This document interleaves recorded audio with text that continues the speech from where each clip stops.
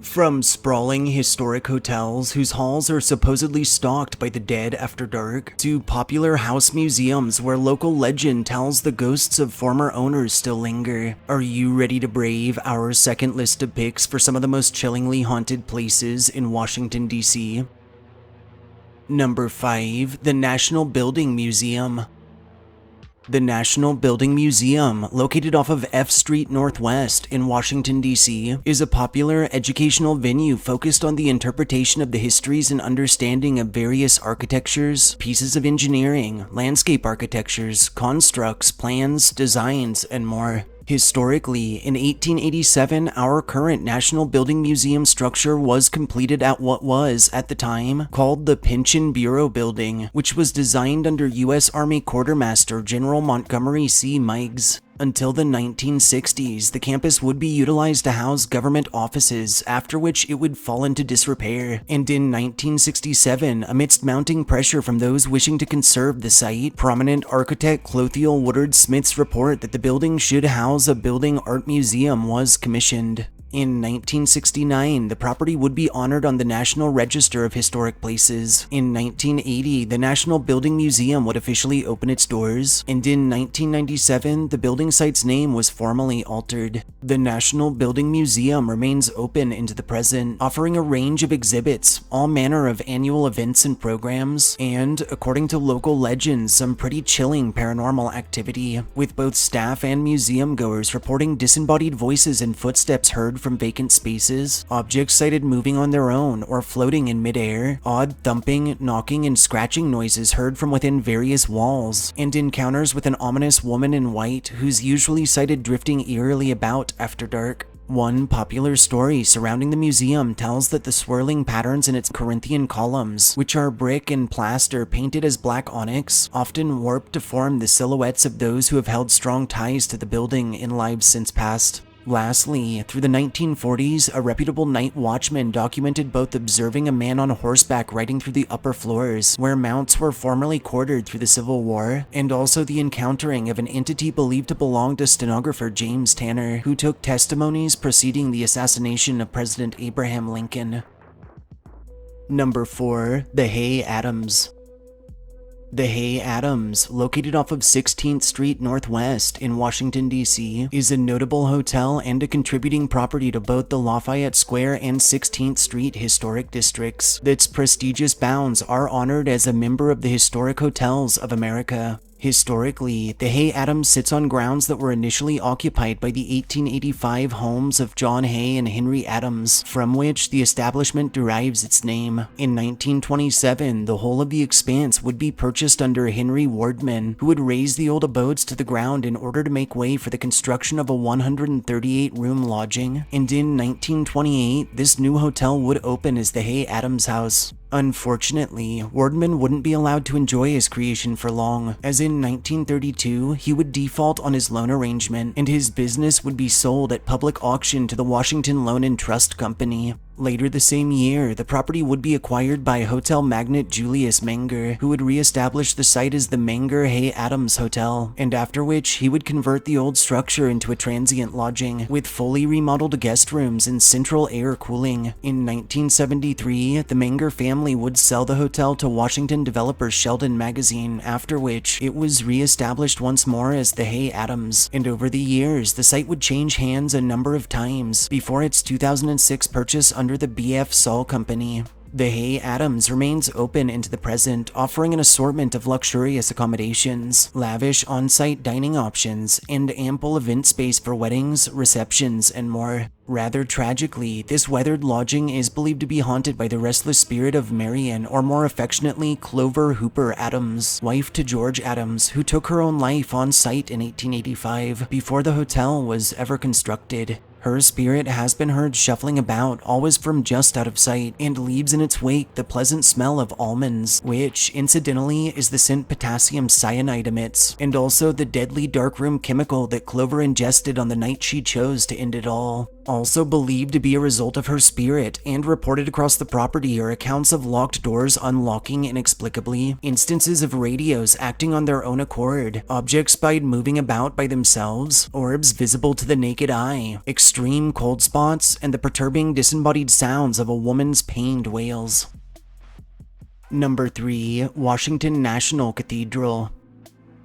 Washington National Cathedral, or officially the Cathedral Church of St. Peter and St. Paul in the city and diocese of Washington, and located off of Wisconsin Avenue Northwest in Washington, D.C., is a prominent place of worship recognized as the second largest church in the whole of the country, and also as the third tallest structure in the sweeping district. Historically, in 1891, a meeting was held during which plans for a new Episcopal cathedral in D.C. were launched, and following 2 years of push, in 1893, the Protestant Episcopal Cathedral Foundation of the District of Columbia was granted charter courtesy of Congress. Construction of this new cathedral would begin on September 29th of 1907, following a ceremony featuring President Theodore Roosevelt addressing a massive crowd, and also the laying of the cornerstone. And in 1912, enough of the site would be finished for full services to be held, the very same services which continue to this day. Unfortunately, World War I would slow construction of the impressive church to a halt. However, when the fighting concluded, the project was once again resumed, and would continue until 1990 when the final finial was placed. While the structure itself is considered complete, decorative work is ongoing, and in as recently as June of 2016, it was announced that the church's 2 Confederate battle flag images on its stained glass windows, which commemorated Generals Robert E. Lee and Stonewall Jackson, would be removed.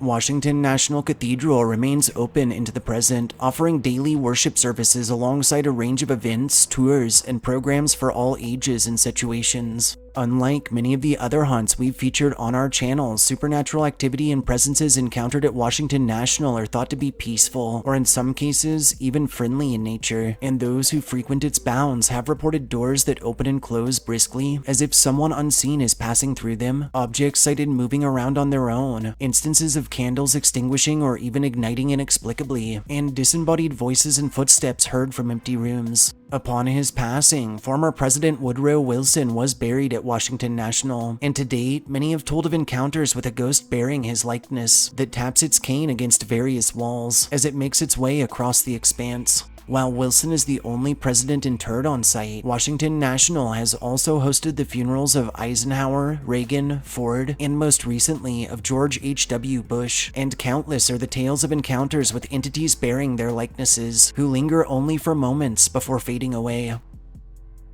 Number 2. Willard Intercontinental.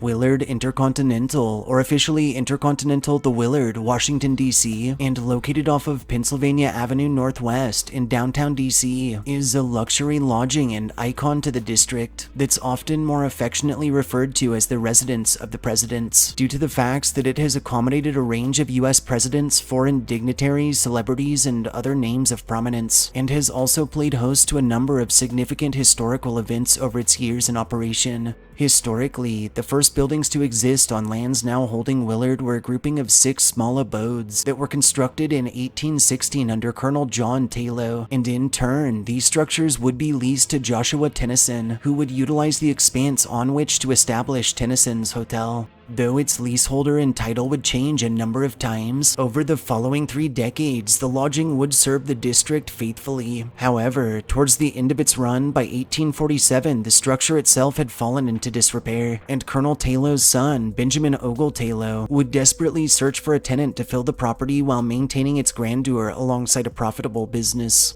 Later the same year, our current lodging was founded under Henry Willard, who would lease the compound of 6 buildings, combining them into one and enlarging them into a 4-story grand hotel called Willard's Hotel, which would open its doors to business in 1901. In 1946, the Willard family would sell their shares in the hotel. Sadly, by 1968, and due to mismanagement, the hotel would be forced to close its doors, and after sitting vacant for years, the property would finally be picked up by Intercontinental Hotels Group, who would restore, refurb, and reopen the prestigious establishment's doors in 1986. The Willard remains open into the present under the ownership of Intercontinental, who works jointly with car companies, offering unparalleled lodgings and a range of on-site dining and drink options, including Café du Parc, Le Café, and the iconic Round Robin bar. Chillingly, the Willard Intercontinental has long been shrouded in legends of the paranormal, the first of which revolves around Ulysses S. Grant. During his presidency, Grant, who worked all of 2 blocks away, would form the habit of ending his shifts with a brisk walk to the Willard, where, in its lobby, he would enjoy his favorite brandies and cigars. During this time, those eager to speak with the president would await the conclusion of his period of relaxation for their moment of opportunity, and over the years, these parties became known as lobbyists. Following Grant's passing, it's said his soul just might have made its way back to one of his favorite haunts from life. And to date, both staff and guests at the Willard have told of catching phantom whiffs of the former president's cherished cigars and wafts of brandy that smell as if they were breathed directly from his mouth mere inches away. While more rarely, others have told of encounters with his full-bodied apparition, who has been known to impart pieces of wisdom and valuable advice onto those he deems worthy. A second popular tale revolving around the Willard tells of former President Franklin Pierce and of his wife, First Lady Jane. As this story goes, tragically, the Pierce's 11-year-old son would be taken from them in a train accident in Baltimore as the family was en route to Washington for inauguration, following which Jane would reside at the Willard for a portion of her mourning period, and after which, it's said 4 years later she joined her son in death due to a broken heart. While it's now known the First Lady actually passed on a decade following the accident, and in Andover, Massachusetts rather, the rest of this tale is factual, and to date, many have reported run-ins with the spirit of a mournful-looking Jane. Number 1. The Old Stone House.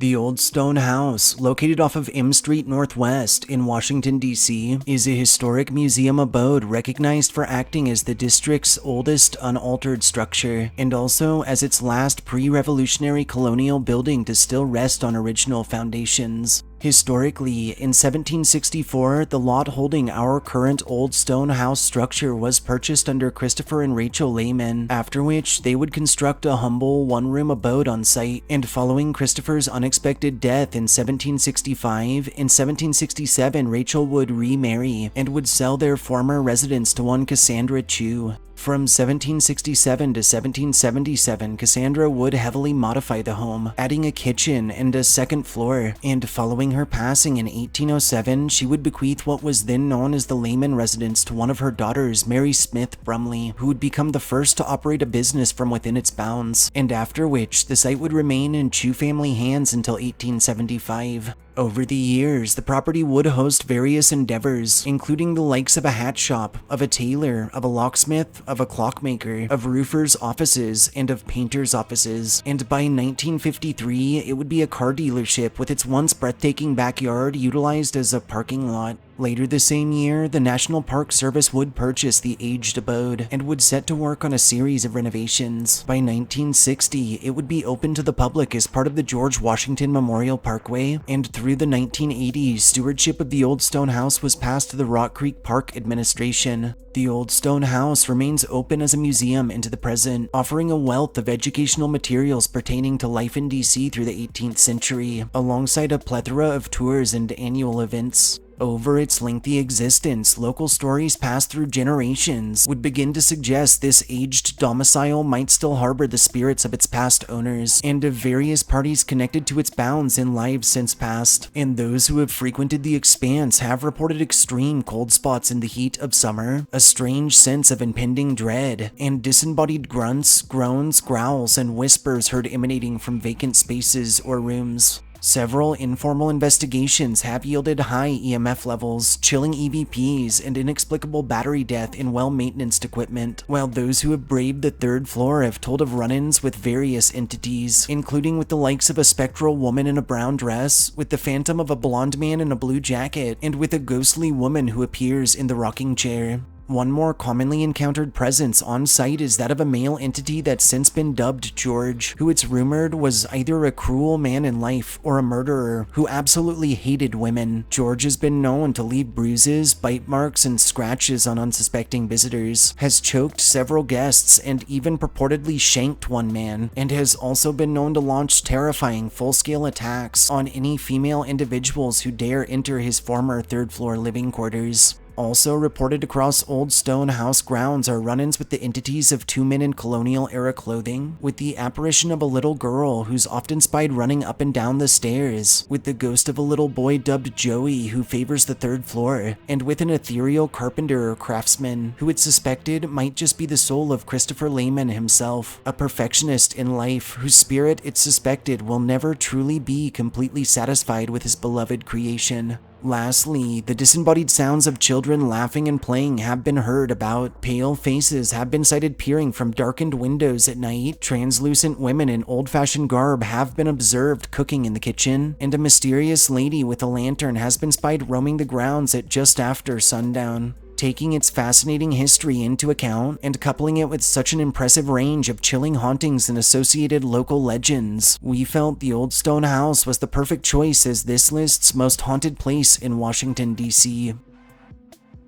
Thanks for joining us for our second list of some of the most haunted places in Washington, D.C. If you enjoyed our histories and ghost stories, subscribe to our channel, like this upload, and share us with anyone you feel could use a good scare. Pleasant dreams.